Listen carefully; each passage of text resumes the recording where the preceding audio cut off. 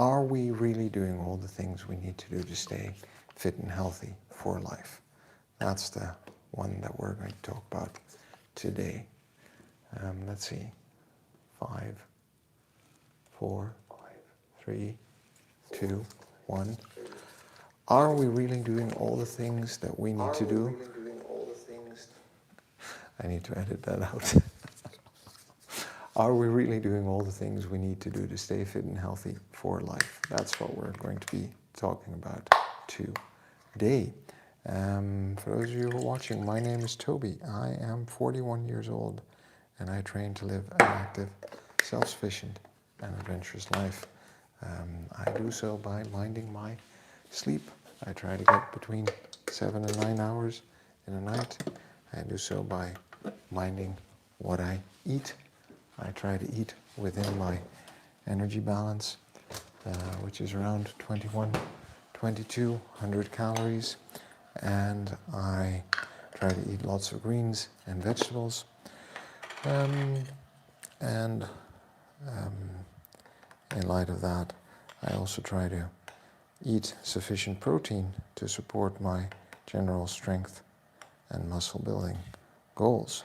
So hey, if those are things that you're interested in, we can discuss how I'm tackling those challenges.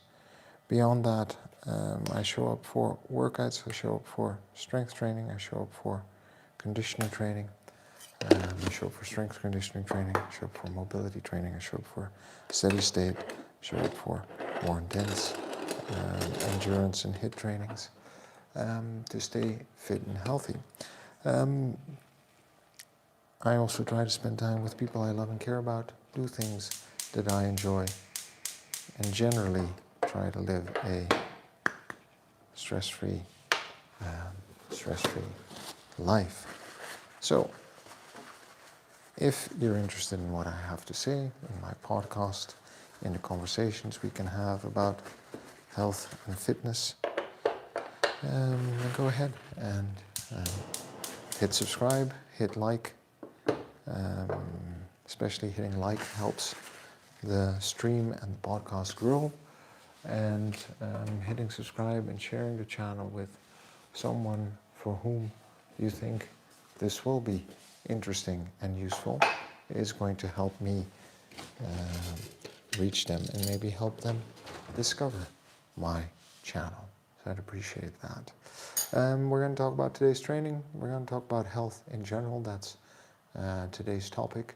And then we're going to talk about not one small challenge, but we're going to review the 5 small challenges that we set out this week and actually see if anything was sticking or stuck in your daily routine or my daily routine.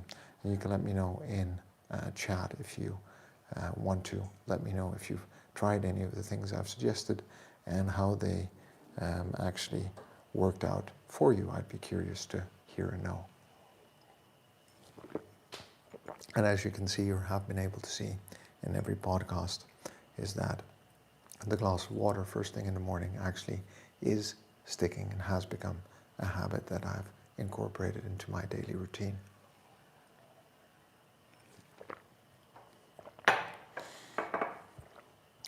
So today's training. What did I do this morning? I did some light mobility, and we're going to have to adjust the routine soon because I visited the physiotherapist yesterday to talk about my right shoulder, because you may or may not know this, but every time I start to train overhead and I try to intensify the amount of pull-ups that I do, for example, which is also a motion that relies on the mobility and the ability of my rotator cuff and my shoulder. For some reason, the muscle and the region gets irritated and prevents me from actually continuing training at the load and intensity that I want to train. So we've been trying to figure out what's going on there, and it seems like my scapula, the back, the shoulder blade on the right moves slightly differently, maybe slightly imbalanced compared to the one on the left, which seems to have a better grasp of the range of motion. So I'm going to be adding some mobility exercises specifically for the shoulder and the range of motion in the shoulder, see if we can't start to fix that. So that's going to be step 1, and then from there we'll see what step 2, 3, and 4 are going to be. So I've ordered a big Swiss bowl, and on top of my regular mobility routine, which takes about 20 to 30 minutes, depending on how much time I want to invest into it, which is a full body mobility routine together with, like 3 minutes, 4 minutes of light core exercises, which I think is sufficient just to challenge that core stability and remind my core that it has work to do on top of the regular kettlebell exercises that we're doing to build that general core stability. That was the training this morning.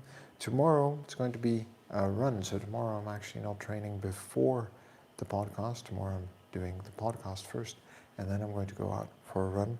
And in tomorrow's podcast, by the way, we're going to reflect on the big 4 quadrants that I have for life. So health, connections or relationships, finances, and pursuits.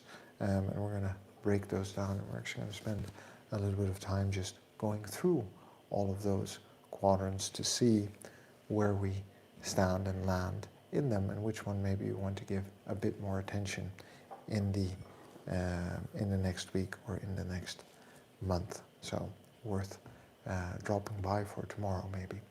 But today let's talk about health in general, because on this podcast I talk about health through the lens of sleep, nutrition or food, movement, connections, right, relationships, and mastery, things that we can do, hobbies that we might develop that'll help us develop skills and feel competent and capable in life. And all of those elements. Justin, hey, good morning. It's been a while. Hope you're doing all right. Good of you to drop by and say hi, and I appreciate you actually taking the time to let me know you've dropped by and watched. And I hope you're well where you are in the world, and that you're having a good end or start of the day, and that summer is here and treating you well as well, because I'm in a pretty good mood because the sun's out a lot more frequently at the moment. Right, so this holistic view that we want to have of our health and fitness is one that is worth stopping and considering, especially on a Saturday morning as we go into the weekend, because we might have a little bit more mind space compared to Monday through Friday, during which time we are usually working, and our mind fills up with many other thoughts that we need to stay ahead of. And I think that means the coffee is almost done. So I'm going to turn this off, let it steam out, and then we're going to pour ourselves a cup of coffee before the walk. All right, but why is health important? Well, I think it's important to highlight that we actually don't think of health as much as we should, because as long as we are healthy, our health is not a concern. Literally, this is how our brains work. Ask anyone on the street who is not suffering an acute health problem, who doesn't have a cold or a flu or a broken leg or is in any other way impaired or incapacitated. They might not be healthy, right? Not the people I was just talking about, but the people who are just moving around going about their business. They might not be healthy, but because they are not suffering, and because you and I are not suffering any acute symptoms, even though we're not suffering from anything, we're also not that concerned with it, because, well, why would we be? Everything's fine, right? We are functioning just fine, aren't we? And I think there lies one of the biggest challenges we have as people when it comes to our health and fitness is that that tastes really good. Probably because it's the sweetened one, sweetened soy milk, and it's the sugar. That tastes really good. So anyway, because it's the absence of health that makes us concerned for it, but when we are not suffering any of the consequences of ill health, it is not top of mind for us. And this is a problem because the first brush we have with cardiovascular disease usually is our last one, right? The moment we discover that some of the symptoms we've been suffering from are actually caused by underlying health issues that were hidden in our bodies, I'm not going to say it's too late because we can fix a lot through modern medicine, but they will already have progressed to the stage where there are symptoms. And what we are less capable of doing, especially in the West, in our part of the world, it seems like, is to live lives that actually generally prevent the development of these, big four or big three killers, right? Which are, I think, metabolic diseases, cardiovascular diseases, and cancers. And there are a lot of things that we do throughout our lives through our lack of sleep, poor diet, lack of movement, lack of connections, lack of relaxation, or increased levels of stress that contribute to an overall level of unhealth that is unnecessary. Now, I'm not a medical doctor.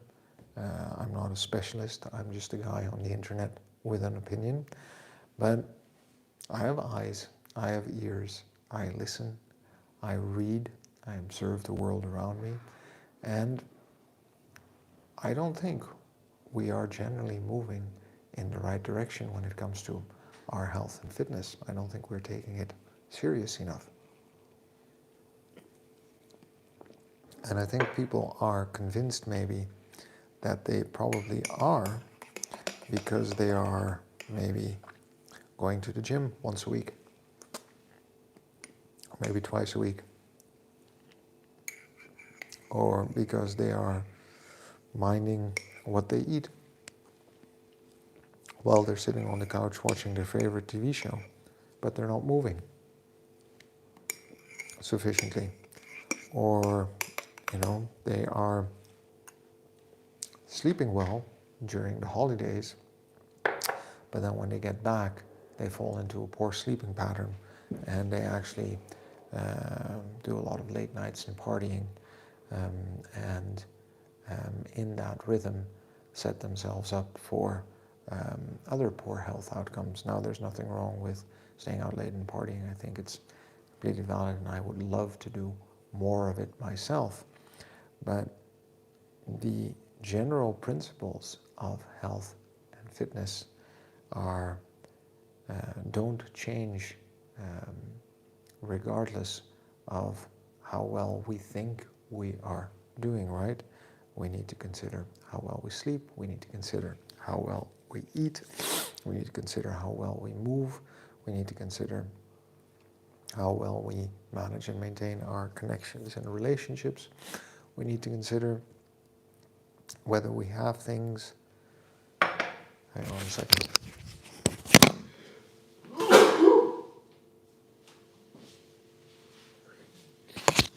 I hope that didn't catch too much on the microphone and camera. It's hay fever season, what can I say? I need to take a tablet before I go out for sure.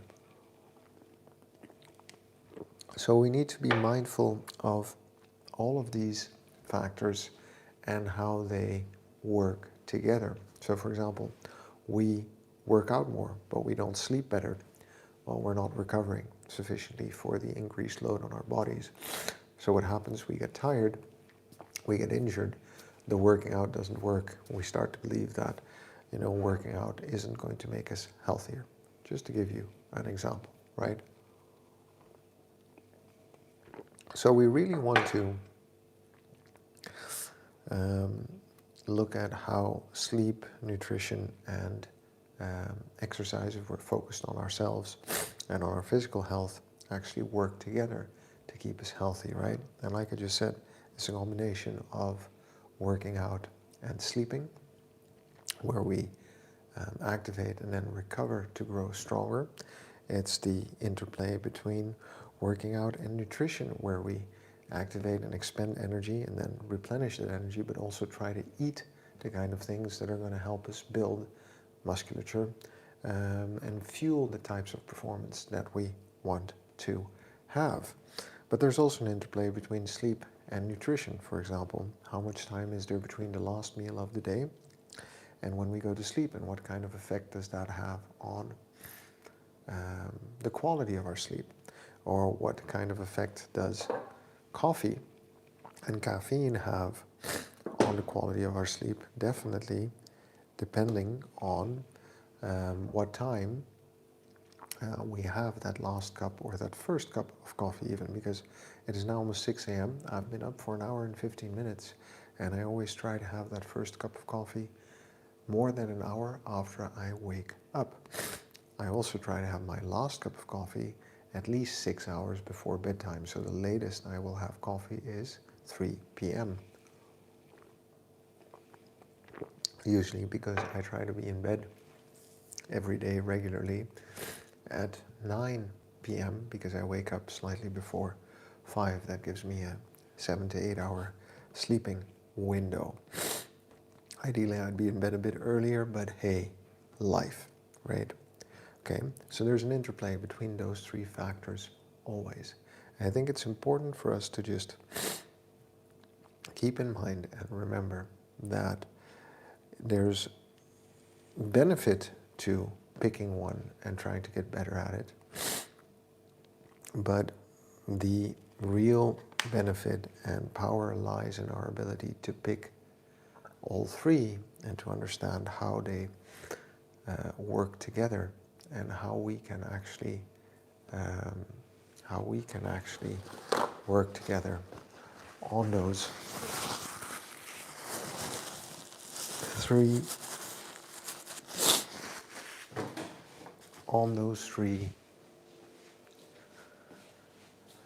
pillars of health and fitness to stay healthy and fit over time. All right.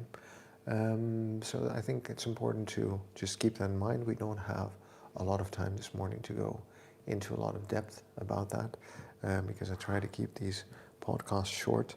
But the main message here is be mindful that staying fit and healthy is not a priority as long as we feel that we can go through the motions of our day unimpeded. And that is probably